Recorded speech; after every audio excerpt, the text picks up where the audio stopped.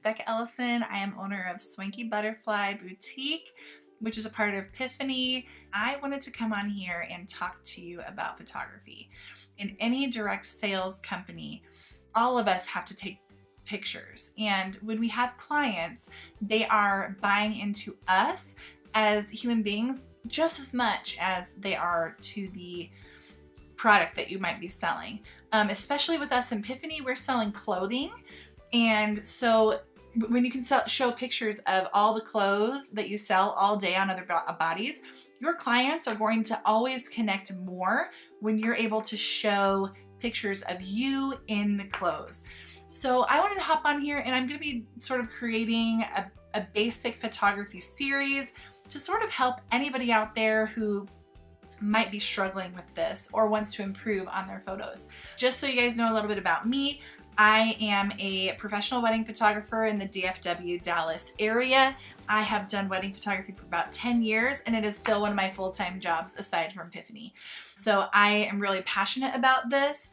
I have learned a lot. I've mentored with people, and I've trained myself on a lot of these things. I'm just really excited to share them with you, okay? So what we're gonna be talking about today is the rule of thirds, cropping, and leading lines. The rule of thirds, what the definition is a rule of thumb or guideline which applies to the process of composing visual images such as designs, films, paintings, and or photographs. What this rule looks like is picture that this outside white area is your picture that you have taken. You will draw these lines on here, and where these points cross is where you kind of want your subject to fall. Okay, it's sort of where you want your subject to be so that your eyes are most attracted to it, because there's been so much research out there that our eyes are just drawn to these points more than any other place on a photograph, okay? A good example of this is this little boy running against the sunset. I love this photo for so many reasons, but this sunset is sort of a great neutral background for the silhouette photo of this boy. But as you can see, his whole body is on this left line. And I also love that they had put all this open space over here because it looks like he's running towards something. He has so much of his life ahead of him, and therefore they left the open space over here. I think that's really key, because I think if you would have put this boy on these 2 points, it would have had a much different impact on what you would sort of interpret when you're looking at that photo. I also love that they've made his head not quite reach this top mark, because it sort of just lets you know that this is a little kid and he's still growing up. And so I think there's a lot that says in this picture. Another example of something like this would be, imagine there's a picture of a racer who just finished a race. That is when I would put him over here, him or her over here, because they have all the space behind him, and it's sort of like interpreting like, oh, I've left all the people behind me. I want to put him over here because he just finished the race. Okay, same thing happens if you want to crop yourself into a photo like this and you're wanting to leave for your direct sales business, you're wanting to leave word space over here. Make sure to turn your head to the word, to the open space, to where it's going to be, because if you're turning your head away, sometimes it doesn't draw your like the person who's looking at it won't be as drawn to the words that you're putting there as they would be if you were to turn your head or put your hand here, to letting them know that there's something over here going on. This next picture is a really good example of the rule of thirds. For so many reasons, but her body is over here on the right side. This scarf that she has is going along the very top part of this rule of thirds. Her body is crossing 3 points of the rule of thirds, which is just outstanding, which is why this photo is so impactful. Right where the scarf dips down also is right where this rule of thirds is. And so I think this is just a really impactful photo. And as you can see, it's just cropped in a really awesome way, okay? So the next thing I want to talk to you guys about is framing. Framing might not be what you were gonna actually think of when you first think of framing. A lot of people, when they think of framing, think of a doorway or leaning up against a tree or something like an actual frame. Here's the definition: whether it be very literal frame or environmental or structural, framing with light or lack of light They all can work together to bring the subject viewer's eyes to your subject. Framing is actually defined as Wikipedia, a technique used to bring focus to a subject. This is a great example of using architectural framing from a faraway distance. I'm going to say in this photo that these arches behind him are a good 100 feet away from him, and there's a bunch of them. They're making this sort of tunnel that is drawing your eye straight to his location. I also want to point out that if you were to draw the rule of thirds on this picture, his body lines up pretty good on this right side of the rule of thirds. So this is a really well composed picture. So I love this picture for a lot of reasons, but when you're looking at framing, try to open your mind and think outside the box when it comes to that. When it comes to framing with light, this is such a really cool picture. If all of these lights in this hallway were turned on, I do not believe it would have as big of an impact as it does right now. With all of these lights turned off, you focus straight on the mom and the baby and that moment that they're sharing together. You're wondering what they're doing together. You're wondering what the life is that they have built for themselves. And turning off all these lights in this room really just confirms like the no distractions and like her wanting to focus in on her baby. If all these lights were on, I really don't think that it would have the same impact. So framing with light can also be really, really cool. People do this sometimes with shadows. You can take a shadow on a wall and only highlight certain things. It's really cool. So try to think outside the box with that, with framing. Okay, cropping. Cropping is also very, very, very important in photos. There are different ways that we need to be cropping. Yes, rule of thirds is one of them. So when you take a picture, you know, you might have your husband take it, your kid take it, your tripod take it. We all have different ways we take our own photos. And they usually, even me as a photographer, I always still need to crop mine as well. But especially in a clothing direct sales business, there's just so many impactful ways that you can crop to make your photo just that much better, okay?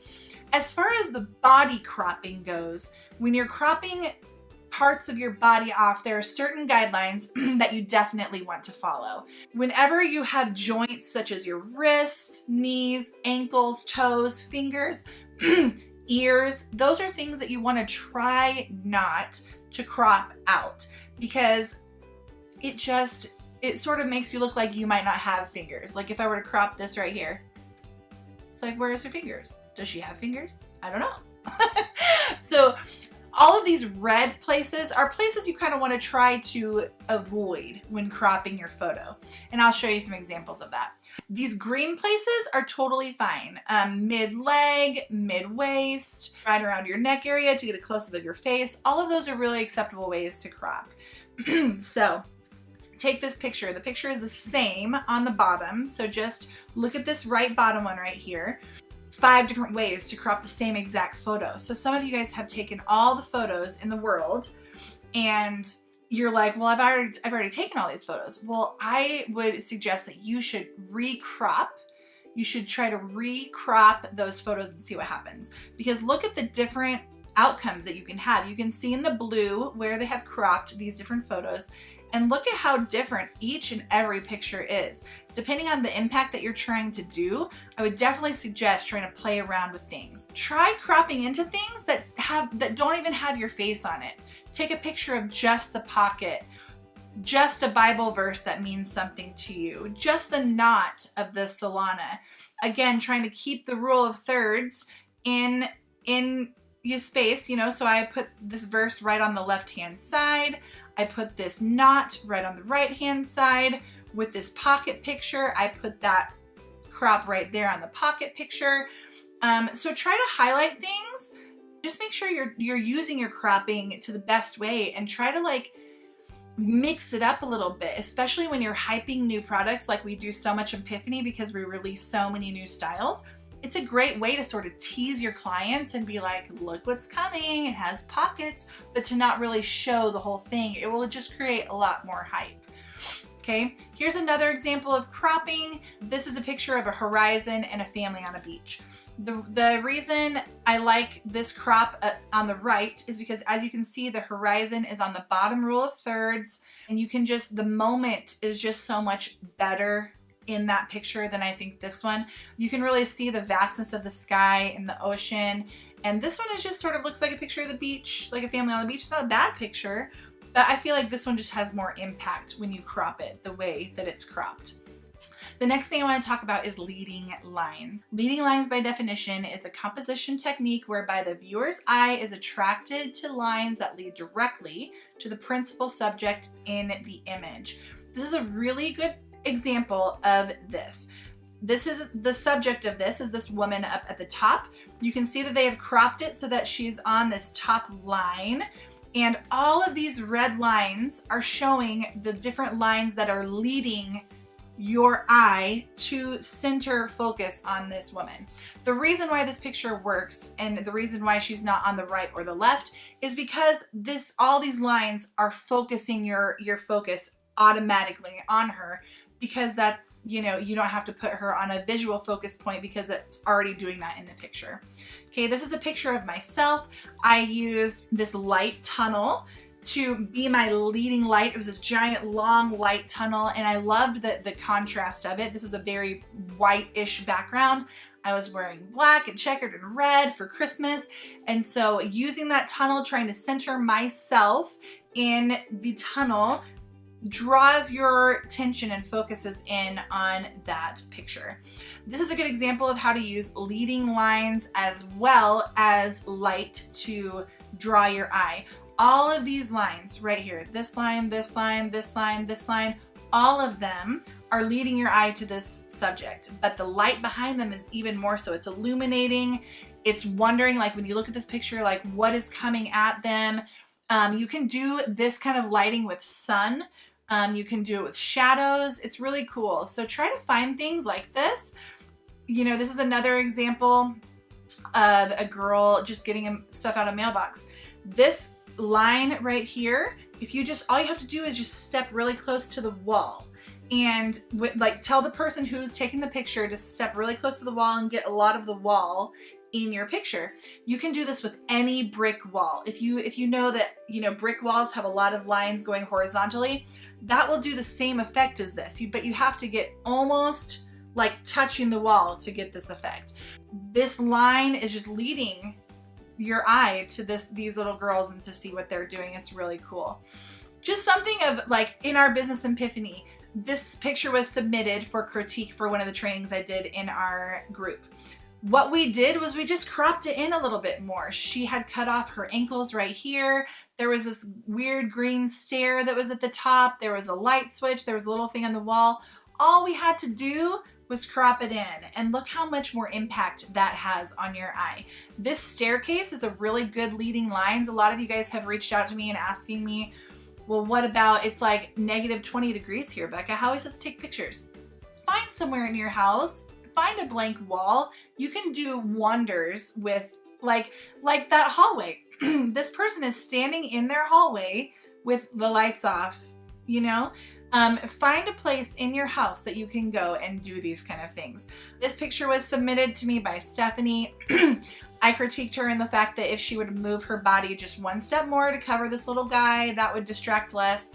And she used this as an Instagram post, so it's square. But if she wanted to use this as like a banner for her group, this is how I would suggest that she crop it. These chairs are actually creating a leading line that draws you to your subject. This little porch is a leading line. And she's looking off this way, therefore we've left the open space this way. That way, if you put any text on this picture, it's automatically gonna draw your eye to that text because, you know, that's what you're looking at, okay? So I hope this has been very, very helpful to you. I hope that the things that I was talking about can really help you improve your business. I'm going to be doing more on editing and those kind of things in different trainings because there's a lot that goes into editing. But I wanted to give you basics like how to compose an image just very briefly, and I hope that this has been super helpful to you. Please reach out to me if you need anything, and I look forward to hearing from you. Bye.